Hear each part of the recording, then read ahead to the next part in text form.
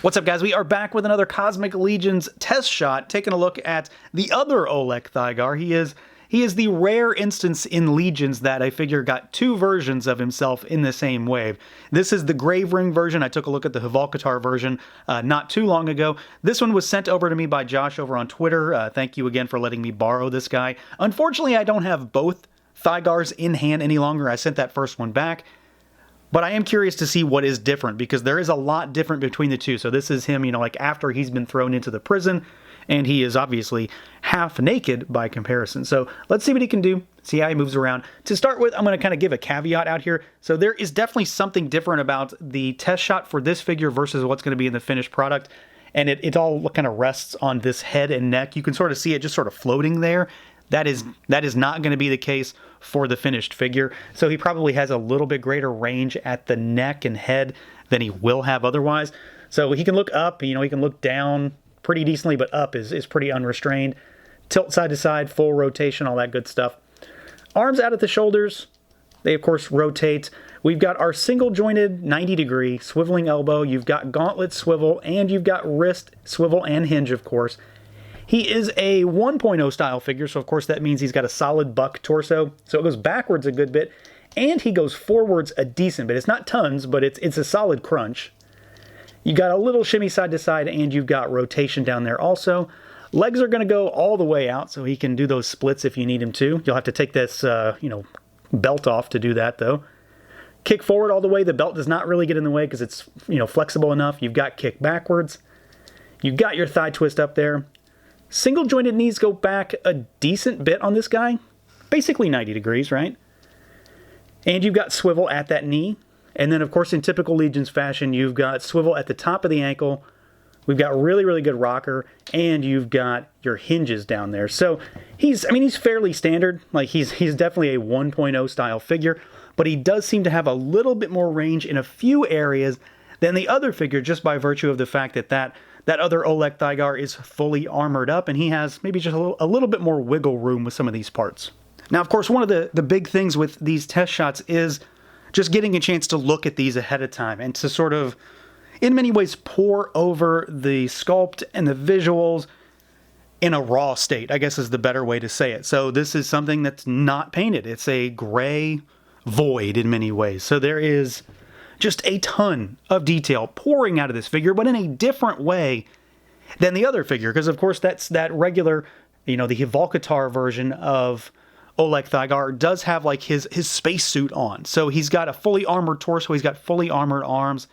You can put the helmets and everything on his head. So he is a little bit different. This is a fully, naked chest. So you can use this in many different ways when it comes to swapping parts. I expect to see people using this torso and arms quite a bit, just to give, naked aliens kind of a place on their shelf, I suppose. But similarly to the Kragnar test shot that I took a look at, the big forearm guy, he's covered in this sort of like craggy, scaly texture. And it's not necessarily like reptilian scales in many ways. It definitely looks to be like sort of this rocky, craggy look, which I suppose they're very interchangeable in some ways, but that's sort of the vibe I'm getting here. He's really, really interesting too, because he has this thing on his back, this piece here, and you can see it doesn't actually fit him all that well. And this is surely a test shot concern, because the finished product that I know we've seen beyond this does seem to have a cleaner fit. So you've got your pauldron ports here, and you've got your standard back adapter slot. And this guy fits back here. So if you want to give him some different clearance, you can sort of take this off. But otherwise, it sort of fills out his back a little bit. It does not fit on this test shot perfectly, and that's kind of a concern with a lot of test shots. So, don't take that to be finished product. Obviously, that's not what this is. But it's kind of a cool little bonus for him that it's obviously going to be used in certain ways down the road. They wouldn't have made that part if it doesn't have some sort of plan for it. And you can also, of course, put pauldrons on him if you want to take that off. So it gives you a way to change up his look a little bit. I really, really love the belt piece that he has. Something about it, it's just so big and sort of ridiculous. It hangs down to like the middle of his shins. It's huge, but I really like all this detail crammed into it. It's obviously very spacey, very techy. It goes along with his gauntlets. It goes along with his shin guards.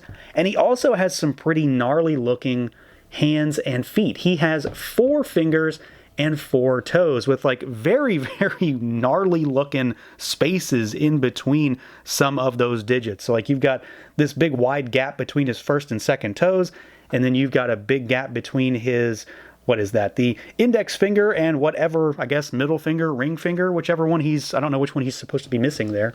So he does have some unique hands, some unique sculpt when it comes to that. Of course, those are fully uncovered. So he's not wearing boots, he's not wearing gloves. You can see the flesh or whatever it's supposed to be that he's got there. And then he has some of those sort of fabric.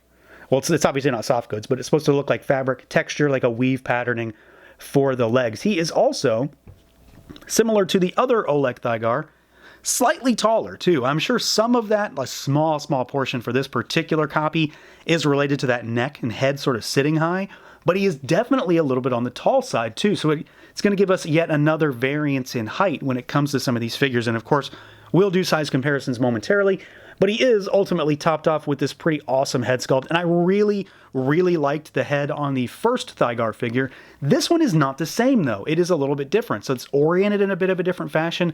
And whatever we're going to call these, the horns, the fins, whatever that are coming off of his head, they are in a different configuration and are slightly longer, I believe, between figures, as if to denote maybe the passage of time. This head is also like one of the iconic heads from Cosmic that we've seen throughout the years. It's one of the things they've used to tease. It's the big head they've shown at conventions. So there's some history with this head sculpt and with his character, but I really love this head. I'm very much looking forward to seeing where the finished product is going to fall when it comes to being able to put it on different bodies, throw it on some of the Tusk guys or things like that. But there's tons of detail, tons of detail. That's literally the long and short of it. This figure is absolutely covered head to toe in just tremendous levels of intricate, small, sculpted detail that, frankly, I cannot wait to see covered in paint, because it's absolutely going to transform this figure. And then as far as our size comparisons, here are a couple other figures in this sort of the same arena when it comes to size. So of course, on Mythic Legions, there's a standard 1.0 skeleton. You can definitely see the size difference. I think a lot of it is probably, the more I look at it, coming from the neck, because he has a long, alien neck. And we've got one of the Super 7 Ultimate Silverhawks over here for something else a little bit spacey. And then let's pull these guys aside and we'll do a couple other lines. So here is a G.I. Joe classified figure for Hasbro. And let's move Bluegrass aside, and here is an SH Figuarts. So there's the Superhero Piccolo for a slightly taller Figuarts. And then let's do something shorter. Here's a NECA Turtle. There's Leo. And then, let's go back to Legions for something that is, even smaller and, everybody's favorite little dude. So there is Thistlethorn, and he absolutely just is diminutive by comparison. So he does have some size on him. He's still very much in line with a lot of 1.0 Mythic Legion style figures. There's just a little bit about him here and there across this body that does end up making him slightly taller. Now, as far as accessories goes, this version of Thygar has far less than the other version, but they are different kinds of figures. Thematically, they're not the same. This guy's in the prison, and that other figure is more of a deluxe. So to start with, we do get a bunch of extra hands with this guy, so that's a little bit of a difference from most, Four Horsemen Legion style figures. He's got these sort of splayed finger hands on him in the box, and what you get is various types of trigger and gripping hands. So you've got 2 sets of trigger finger hands, so you get a left and a right, but one has lateral hinge, the other has a vertical hinge, and the same goes for our gripping hands. So he has, and again, he's got these sort of weird hands with these weird finger placements. So he has 2 sets of gripping hands. You've got lateral hinge and you've got vertical hinge. Now, he also includes one of these things, which is not the easiest thing to sell in terms of just the gray plastic, but he includes one of the little projection doodads that's going to pop out of the ports that are on these bodies. And of course, he has the gauntlets with the ports. So he's got this one. I guess it's supposed to be like a spaceship or something, a transport of some kind. And this will be in translucent plastic in the production version. I'm really excited for these. I think they look awesome. And just the idea, I don't know, it seems cool. So I'm definitely interested. It just seems cool. And then he includes a couple of weapons too. So we get this staff to start with. And I believe this is the same staff that will come with Ias Sepidian in the second wave, the Greyborn. So this is just like a standard staff. But then you've also got a second version, so there's 2 of them, but they're slightly different. They're not the same. They're not the same sculpt. And this one has the so-called meteor hammer on the top of it. So it's just this big sort of club ball thing up there. But it has a dual purpose. So you've got the staff and the staff version of that meteor hammer weapon, but you also get this, which is like a chain flail for the meteor hammer. So you've got this, it's the same top that's on the staff, so this is the same. But then it's connected to a smaller rod, which does not really line up to the staff itself. And then you've got a very, very long chain. This thing's pretty big. It's taller than the figure is, longer than the figure is tall. So you've got a few different options. So he goes from a lot of heavy weaponry, because the deluxe version of the other figure comes with a lot of guns. He's got the blasters, he's got the gauntlet guns, he's got the rifle, he's got the heavy blaster, he's got all of it. So he goes from that to this sort of just melee weaponry kind of thing. So I'm assuming there's something between him and the Greyborn figure that maybe happens while they're there. So he has a pretty varied array of accessories. It's not as many as the other figure, but it definitely works for me. You've got a bunch of different hands. We've got the very cool projection doodads that he has there that go in the ports on the gauntlets. And then you've got the staff and just the wampum hammer that he has there to bash his foes in the Gravering. So yeah, overall, I mean, I guess this is the trend for all of these test shots as I get through them, is that I'm infinitely more excited for this guy having had the opportunity to take a look at this.